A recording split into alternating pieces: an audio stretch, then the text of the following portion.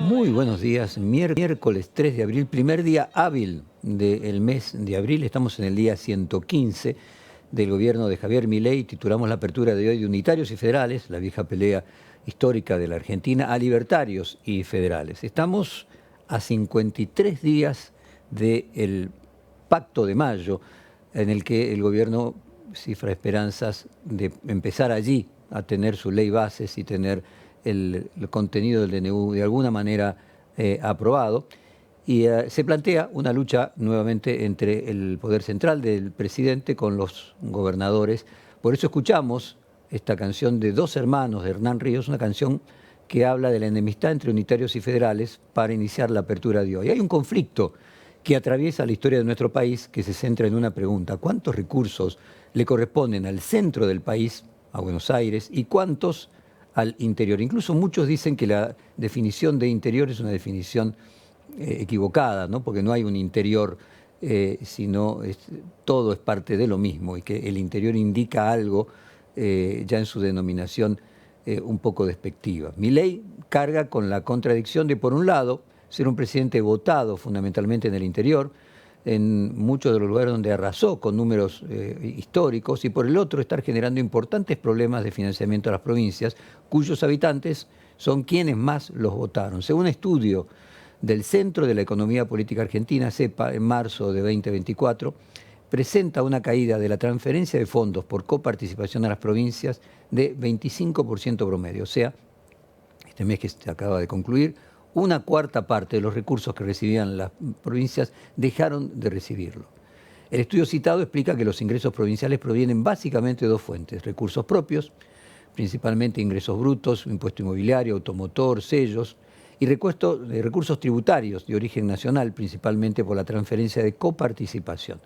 En lo que respecta a las transferencias tributarias de origen nacional, estas representan en buena parte la mayoría de los ingresos provinciales, un promedio de 57% en recursos de coparticipación federal de impuestos, mientras que se incorpora el resto de las transferencias de origen nacional, es decir, aquellas que no están dentro de la obligación del gobierno por la coparticipación. Ese guarismo asciende a 70% del total.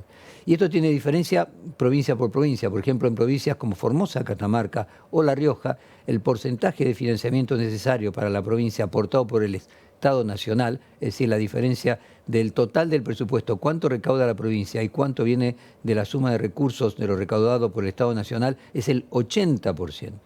Mientras que en Cava, donde Milei no ganó las últimas elecciones y donde en la provincia de Buenos Aires, por ejemplo, obtuvo, en el caso de la ciudad de Buenos Aires, ganó Juntos por el Cambio; en el caso de la provincia de Buenos Aires, ganó Kicillof y el panperonismo kirchnerista, es del 35%. Esta es la diferencia de la riqueza entre los recursos de cada estado provincial. La situación le dio históricamente a quien gobierne el Estado Nacional un importante poder para llevar adelante sus políticas, importante poder que Milei hasta el momento no pudo aprovechar, fundamentalmente por la impericia política y experiencia legislativa y falta de experiencia en este tipo de conflictos. En estos momentos, esta discusión se está volviendo a poner al rojo vivo porque el gobierno busca aprobar una versión que sea acotada de la ley ómnibus y firmar el Pacto de Mayo, que nos referíamos, que estamos a 53 días, y para esto debe llegar a un acuerdo con los gobernadores que, lógicamente, frente a esta situación de caída de los ingresos provinciales,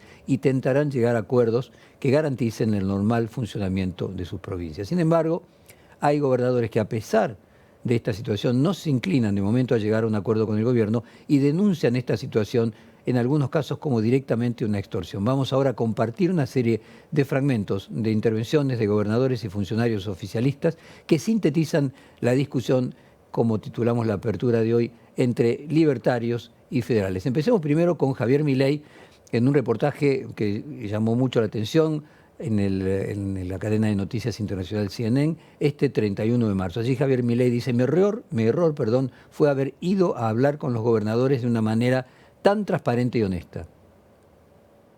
Si yo tuviera que ver algún error, fue en haber ido a hablar con los gobernadores de una manera tan transparente y tan honesta. Porque nosotros, cuando presentamos la ley bases, agregamos el capítulo fiscal básicamente para ayudarlos a resolver un problema.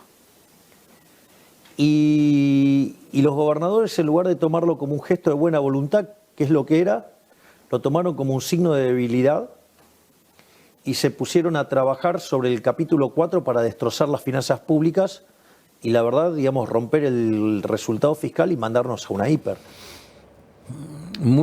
Resuena mucho esa frase. El único error o mi principal error fue haber sido demasiado bueno.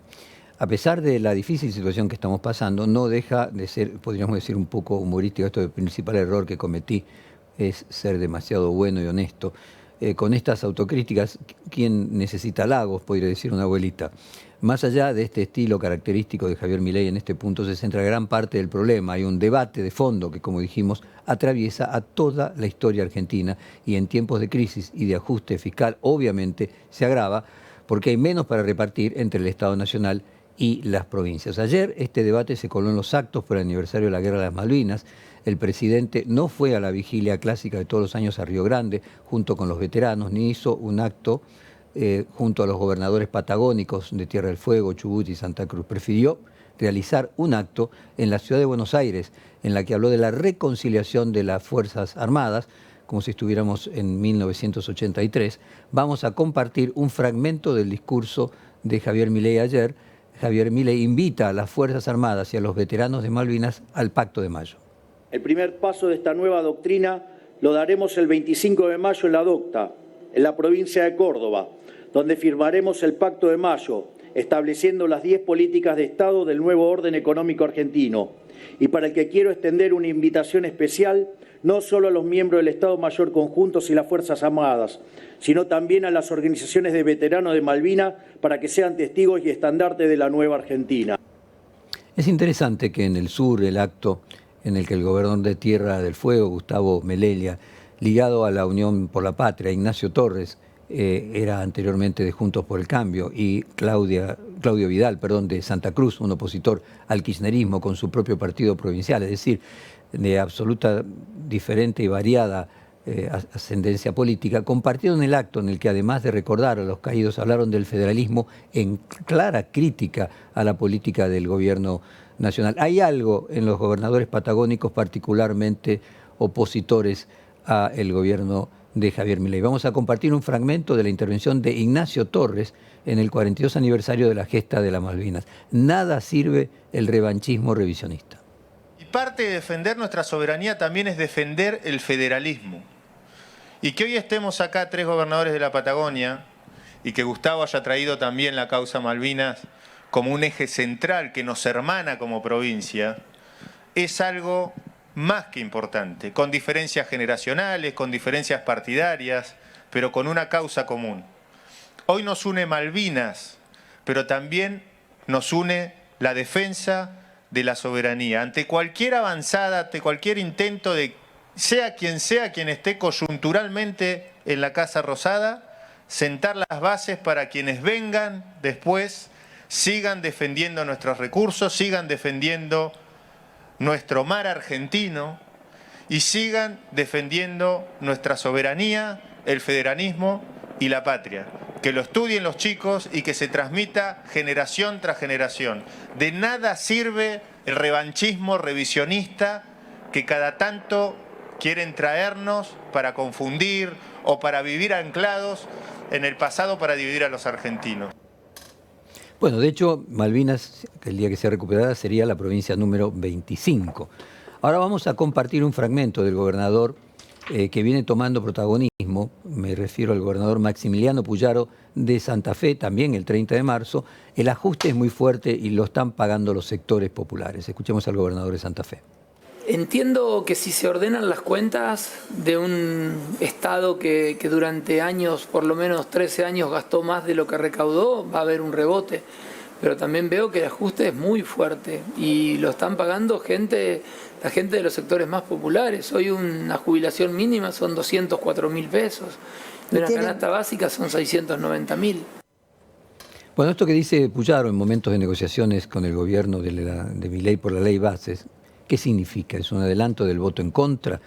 ¿El Pacto de Mayo implicaría más ajuste fiscal. ¿Qué está diciendo Puyaro en relación con esto? Tal vez estas preguntas deberíamos cruzarlas con la foto de la que hablamos la semana pasada del gobernador santafesino con su par bonaerense Axel Kicillof, cuando se mostraron colaborando juntos en la lucha contra el narcotráfico. Quien salió a responderle a Puyaro rápidamente fue el ministro de Interior, Guillermo Francos, que dijo: creo que Puyaro está equivocado. Vamos a escucharlo 1 de abril, el ministro del Interior, Guillermo Francos. Son apreciaciones, ¿no? que puede hacer, y tiene todo su derecho de hacerlo, de interpretarlo. Yo creo que está equivocado en ese aspecto, ¿no? No es que lo pagan los sectores populares. Los sectores populares están sufriendo un ajuste de la economía como lo están sufriendo todos los argentinos.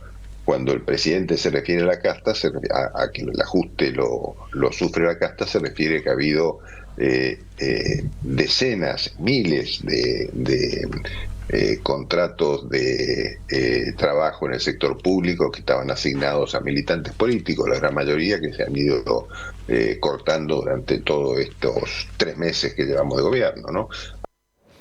Por otro lado, otro de los gobernadores que alzó la voz es el mandatario provincial de Santa Cruz, Claudio Vidal. Básicamente planteó que si no hay recursos para las provincias, no habrá ley, bases ni pacto de mayo. El gobernador Vidal entenderá que puede suceder que el gobierno falte a su palabra, es decir, que lo que compromete de palabra luego lo cumpla en los hechos, o por el contrario, lo que hay es una discusión acerca concretamente de cuál va a ser el número de la coparticipación. Preguntas que podremos hacerle a los representantes de diferentes provincias que vamos a ir entrevistando hoy en el programa. Quien vaticinó dificultades a la consolidación del Pacto de Mayo fue el titular del bloque de Unión por la Patria, Germán Martínez. Vamos a compartir un fragmento donde él marca: no veo posibilidades de que el Pacto de Mayo tenga consenso.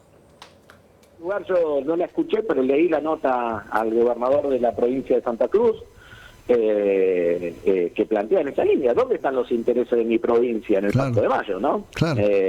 Yo lo pienso desde la provincia de Santa Fe. 289 obras públicas paradas en la provincia de Santa Fe.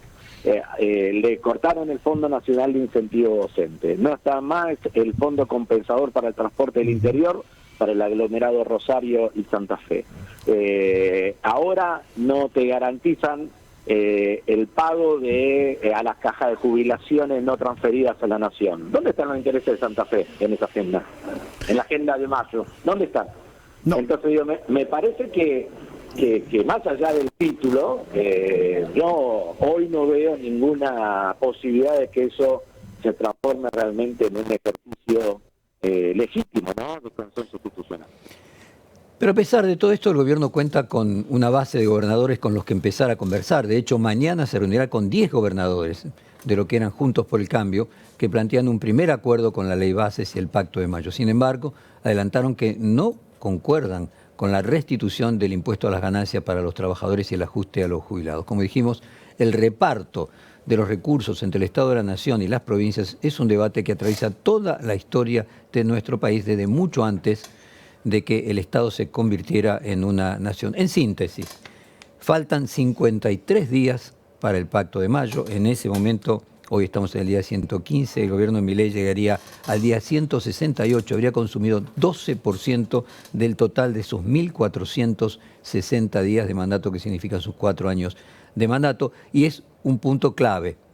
Casi medio año se va a cumplir el 25 de mayo, es un punto clave, un momento bisagra para ver cómo se orienta el gobierno de Javier Milei. Si más allá de sus dichos altisonantes, luego tiene capacidad de negociación y flexibilidad para llevar adelante la parte más importante de sus políticas, o vamos a llegar al 25 de mayo con otro momento de ruptura, como fue lo que sucedió con la primera ley bases. Faltan 53 días, iremos día a día contando lo que va a suceder, y ahora cerramos nuestra apertura de hoy, día 115, de unitarios y federales a libertarios y federales, con la canción de Dos Hermanos de Hernán Ríos.